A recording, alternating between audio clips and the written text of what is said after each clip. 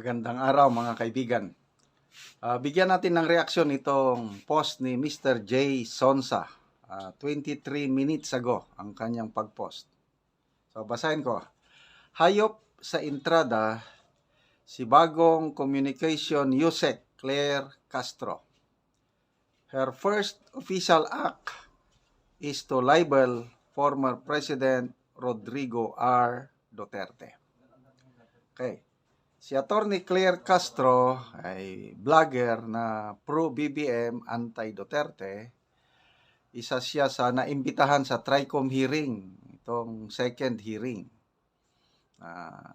Yun pala, parang rehearsal yun para bigla siyang na-appoint na undersecretary ng PCO. Kasabay niya si Mr. J. Ruiz, dating reporter ng ABS-CBN, siya ng secretary ng PCO. Okay, so may press conference siya today. Hindi ko naabutan, wala akong idea ano itong libel. First official act is to libel former President Rodrigo R. Duterte. So, i-research ko muna ano yung libelous statement na binanggit ng bagong USEC ng PCO. Merong press conference. Ito, pakinggan natin sandali. Ito. Hi ma'am, good afternoon. Yan. Ma'am, in responding sa sagot nyo kanina regarding yung naunang statement ni dating Pangulong Duterte, si former Chief Presidential Legal Counsel, Attorney Salvador Panelo said that it's actually the government, the Duterte the Marcos administration that's the biggest spreader of fake news. And I quote yung sinabi niya kanina sa ANC. It's funny because it's the government, the huge corporation of fake news. For instance, when the police assaulted the KOJC, they were saying the police were not armed. They say there were no blanks in the BICAM report, which was the basis of the enrolled bill that was signed into law. Your comment po. So si Attorney Panelo yung nagsabi na biggest spreader of fake news yung spreader ng fake news. Unang-una, ang usapan dito ay about the gold reserves. Gold reserve. Bakit kailangan baguhin? Nagda-divert ba sila? Yung issue tungkol sa KOJC, nasa korte na to. Kung meron mang kasuhan dito, sa korte ito. Ang pinag-uusapan natin dito, yung sinabi ni dating Pangulong Duterte patungkol sa gold reserves na walang anumang basihan.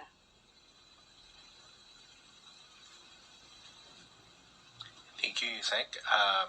Do you have more questions from MPC? Ray Pardilla, PTV4. Good afternoon po, Attorney. Sa Mandawi rin po sinabi po ni former President Duterte na bumalik na po yung droga sa Davao, Cebu, and Manila. Marami na rin mga tambay ang na-hold up at mga nasasaksak. Reaction po dito. Davao, including Davao City? Oh, okay. Kung Davao City pinag-uusapan natin, sino ba ang mayor ng Davao City? Hindi ba yung anak niya? Si Mayor Baste Duterte. So, ang ibig ba sabihin nun, napaka-inefficient ng anak niya? Again, ulitin natin, nasaan ang data patungkol rito? At tandaan natin, nung panahon niya, at least ngayon may record kung may namamatay, nung panahon niya, menong bang nare-record doon sa mga biglang nawawalang mga tao? Tanong lang natin yun. So, dapat yun siguro, alamin din niya. Pero as of now, sabi nga natin, anak niya ang namumuno sa Davao City. Bakit ganun ang kanyang lungsod? Ivan Medina, GMA7.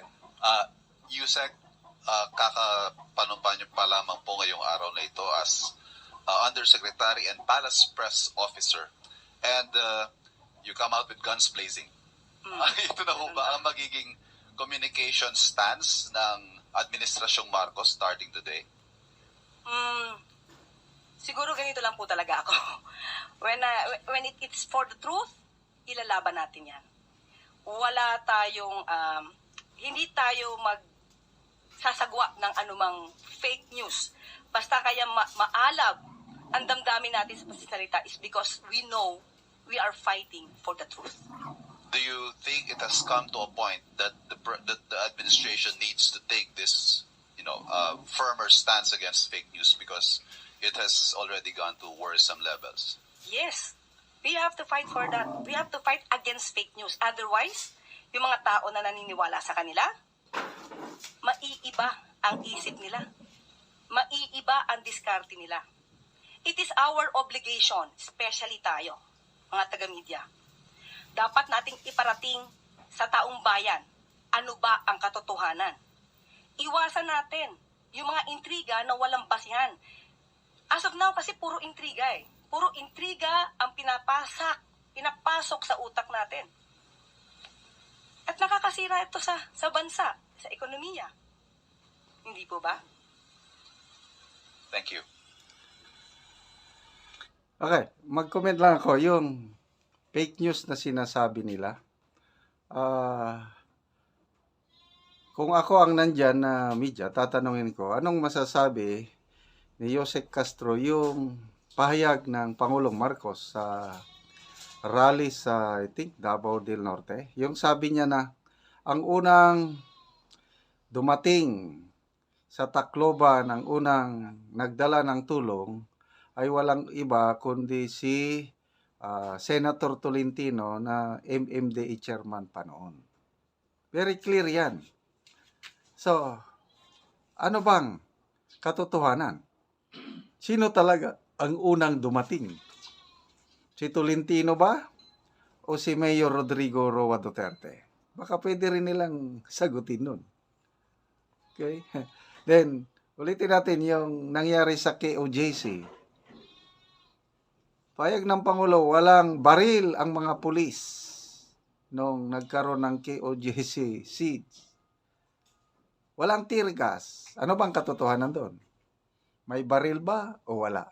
O sana, masagot din ng bagong Yusek Claire Castro itong mga tanong na ito. Ako rin, ayaw ko ng fake news. Masama yan. Kaya dapat labanan natin ang fake news. Okay, mga kaibigan, salamat sa inyong palaging panonood. At dahil sa inyo, mayroon tayong income sa channel na ito. Ginagamit natin ang sweldo sa YouTube channel na ito, pagtulong sa tribong Talaandig sa Bukidnon. Namimigay tayo ng libreng pako at yero sa tribo para makapatayo ang tribo ng sarili nilang bahay or ma-repair nila ang sira-sira nilang bahay. Nagpapatanim din tayo, livelihood assistance, nagpapatanim tayo ng saging lakatan. Libre ang abono, libre ang seedlings, tinuturoan natin sila. Ang kasabihan nga, do not just give them fish, but teach them how to fish. Kung may itinanim, may aanihin. Panoorin nyo ang video na ito. Salamat sa tulong nyo. Sana ipagpatuloy nyo ang panonood sa ating mga videos, lalo na yung hindi nyo pag-skip ng ads. Maayong hapon, Manang! Manoy! Nag-abuno mo? Abono me. Oo. Maayo man nga, unsa man ni siya? Nga abuno. Kompleto amunyon. Kompleto og amonyum. So, pampatambok sa saging. Oh, patambok ni saging. Kini kay bangilid man, Diri sa diri sa ibabaw ang inyong bangag. Aron ang abono diya na sa punuan. tabunan namo abono para dili Tabunan makuan ang sa abono. ulan. Oo. Makuan og ulan. Oo, so naa sa ibabaw upat ka bangag. Upat ka bangag. Oo, so maayo gid man imong saging oh. Mga dagko na mo ni manoy kadtong nauna nimong kuan. Mao ni. Nga gitanom nga saging lakatan. Oo, pila ni tanan manoy ka punuan ning nauna nga mga dagko na? 40 ni 40. 40. Oh, dagan-dagan gyud. 40 ka punuan. Oh, hapit na gyud siya mangunod. Pila na ni manoy ka bulan manoy?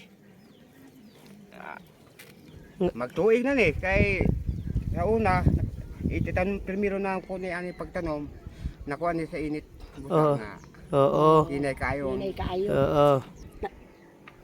Pila na ni ka bulan nang? Napulo na ka bulan. Imong gitiman anang. Natiman anako ni. Oo. Kaya patong pag-abono namo ay panagtambok. Pag abono namo, aya dayon ni nagtambok. Oo. Pero kung di ta mag-abono, di yun magtamo Maayo gid nga tinanom. katanaw sa YouTube padayong gid Padayong Yung yun, pagtabang. tabang sa pag-abono kay Mm-mm. mura yun pag sa atong Oo. tinanom. Oo, so maayo gid man ang imong tinanom nga saging lakatan kay mga dagko na ni siyag Isa iya. ka bulan, kadua. Oo. Kadua mi mag-abono. Una ni ang nauna nga sagingan ni Manoy si Dreno. Maayo ang iyang tubo. 40 tanan ka punuan. Okay, mo na ni ang tanom ni Manoy si Dreno og ni Manang nga ikaduha nga ilang pagpananom. So nagaabono sila. Pila na Manoy kabangag? 4 O pila ka kumkum ang inyong gibutang sa isa ka punuan? atag duha isa ka kumkum. O mahimo dahil duha ka kumkum ang among makaabono sa matag punuan. Tagtunga sa kumkum kada isa ka bangag. Kumkum, Oo, duha ka kumkum, upat ka bangag. kumkum. Oo, so maayo na gid man inyong saging. Maayo na. Maayo na kay sige man may mag-abono. Oo. Sa isa ka bulan man oy, kapila mag-abono? Kadua. Kaduha.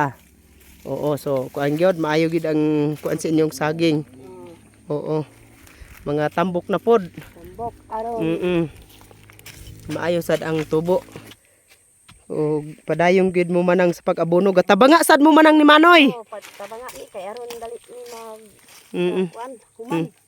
Unsa man ang imong ikasulti sa padayon sa pagsuporta sa pagpananom, pag-abono ug uban pa nga magamit sa saging nang. Salamat gyud sa nagsuporta sa among tinanom. Ge. Oh, unsa ikasulti nimo nang? Salamat sa nagsuporta sa amo sa YouTube. Oo. Nga nagpadayon og paghatag og abono kay ang among para ang among tinanom dali kuan harvest. Okay. Sa pagid nang. Salamat sa nagsuporta sa abono. Katod sa Ginoo nga naay nag kuan sa amo nga tawo nga maluoy sa amo. Pagsuportar. Oo, sige manang, salamat manang. Salamat po sa Oo. tanaw sa YouTube nga Oo. nagdaghan ng hatag sa atua. Aron ang atong tinanom.